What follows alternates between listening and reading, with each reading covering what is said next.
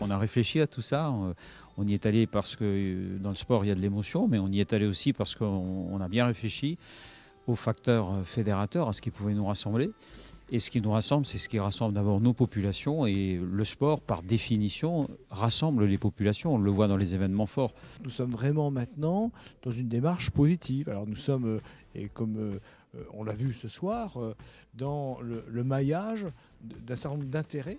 On se bat pour des idées, pour le territoire, pour valoriser, pour le bien-être. On se rend compte qu'on a souvent des problématiques communes. Elles ne sont pas seulement financières, fiscales, elles sont aussi de mobilité, de transport, de développement économique, d'aménagement du territoire, de santé, mais aussi de sport. Et le sport, finalement, est sans doute un des exemples parmi d'autres sur lesquels nous devons travailler. Et le fait de les réunir aussi, c'est aussi vendre des valeurs qu'on a dans le sport, qui sont les respects, la conviction, le travail en collectif et surtout la volonté de faire gagner nos territoires.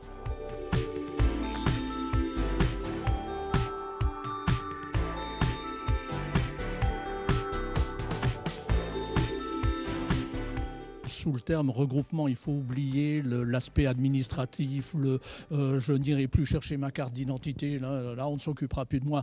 C'est pas ça, c'est le bien vivre dans un bassin de vie. La taille de nos deux communautés d'agglomération ensemble ferait non pas deux communautés d'agglomération qui s'associeraient, mais on aurait un effet synergique beaucoup plus important à travers l'ensemble des équipements, à travers le rayonnement, la lisibilité et la visibilité. Il y a beaucoup de collaborations possibles, d'échanges fructueux pour essayer de contribuer au développement de notre territoire et on a la chance l'un et l'autre d'être finalement dans un espace au milieu de l'Europe et je crois que par ce travail-là d'union, on arrivera à donner une image attractive de notre territoire parce que malheureusement, il y a parfois quelques minorités qui peuvent donner une image contraire et ça nous désole beaucoup.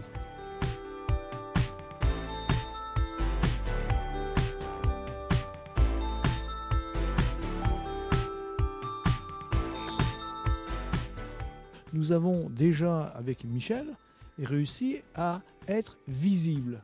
Et maintenant, il faut qu'on soit lisible dans nos politiques. On habite à Srémange, on va faire ses courses à Thionville et on va travailler à Luxembourg. Il faut arrêter de regarder son propre clocher et vivre et réfléchir dans un espace beaucoup plus grand, quoi. Nos Jeux Olympiques, c'est vraisemblablement d'évoluer dans les années 2022-2023 vraiment à une structuration du territoire. Et je le dis bien, la fusion n'est pas obligatoire, la fusion sera acceptée ou pas acceptée, mais on peut travailler, et on l'a vu ce soir avec les conseils de développement, main dans la main, sans obligatoirement passer par un aspect institutionnel de fusion.